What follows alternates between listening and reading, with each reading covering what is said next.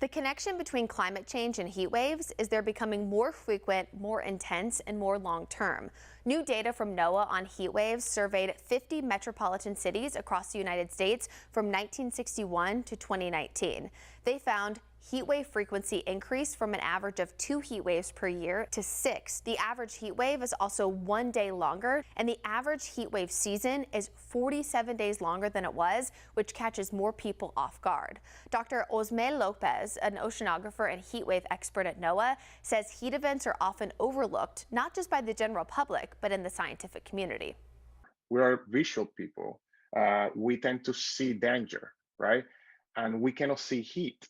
Heat is just a temperature. Just a temperature, but one that's continuing to rise. New climate normals in Charlotte showed the average high temperature during the summer went from 89 degrees between 1960 to 1990, which were our old climate normals, to 91 degrees between 1990 and 2020.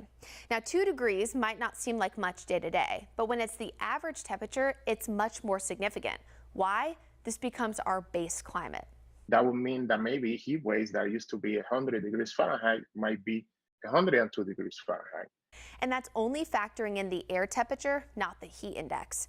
A hot air temperature during the day is flashier than a nighttime temperature in the 70s, but this is often a better indicator of extreme heat.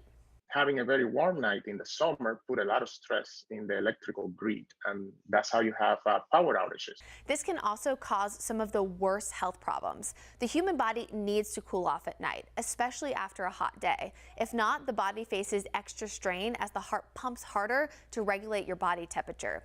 Heat waves seem to make headlines more often, but do cold waves exist too? The answer is yes, they're just rarer. In the 50s, 60s, and 70s, there were about a 1-to-1 ratio between heat waves and cold waves. And now this ratio is more like 2-to-1. So for every cold wave, there are 2 heat waves. So we see a very clear trend.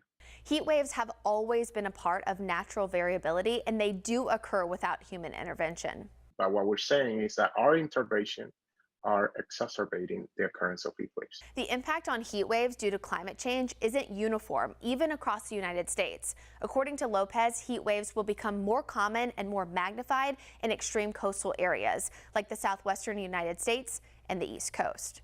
For WCNC Charlotte, I'm meteorologist Brittany Van Voorhees.